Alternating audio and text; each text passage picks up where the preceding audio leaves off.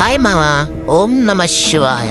ఈరోజు గురు పౌర్ణమి అంట మావా, అందుకే గుడికి వచ్చిన. హాయ్ మావా, నేను మీ కంబల్పడుకురోడు. మనమైతే ఈరోజు మా ఊర్లో ఉన్న శివాలయానికి వచ్చినాం మావా. మనం గుడికి వచ్చిన ముఖ్య కారణం ఏంటంటే ఈరోజు గురు పౌర్ణమి మావా. గురు పౌర్ణమి అంటే ఖచ్చితంగా గుడికే పోవాలా మావా, ఎక్కడైనా దేవుడే కదా మావా అని నువ్వు అనుకుంటావు. నాకు తెలుసు మావా. నీకోసం ఒక చిన్న ఎగ్జాంపుల్ చెప్తాను మావా.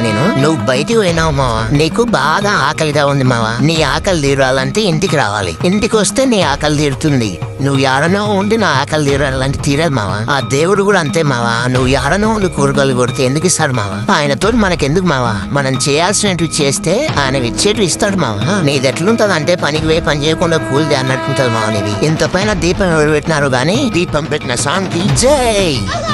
హారతి ఇస్తే హారతి కళ్ళకద్దుకొని గుడిలో ఉన్న సాములు శంఖం ఊదు స్వామి అన్నారు మావా. నేను ఎప్పుడూ శంఖం ఊదలేదు మావా. వాళ్ళు అడిగితే ఊదినికి ట్రై చేసిన. మొత్తానికి శంఖం ఊదడానికి అయితే వచ్చింది మావా. మనం ఎప్పుడైనా ఒక పని మొదలు పెడితే ఖచ్చితంగా పిన్ని చేసి అందరికి వదిలిపెట్టాను మావా. నేను పూజ అయిపోగొట్టేసుకొని అందరికి ప్రసాదం పెట్టడానికి వచ్చాడు మావా. మా గుడిలో చిన్న పిల్లోడే మావా పూజారి. పిల్లోడే గానీ మంత్రాలు బాగా అవుతాడు మావా. మా ఊర్లో సాంబాలు వేసిన వాళ్ళు మావా వీళ్ళందరూ ఈ గుడిలోనే ఉంటారు. ఈ గుడిలోనే పూజ చేస్తారు అనమాట. మీ ఊర్లో కూడా ఇలా సాంబాలు వేసిన వాళ్ళు ఉంటే మీ ఊరు నేమ్ కమెంట్ చేయండి మావా. వీడియో నచ్చితే లైక్ చేసి ఫాలో చేసుకోమా. నెక్స్ట్ వీడియోలో మళ్ళీ కలుద్దాం.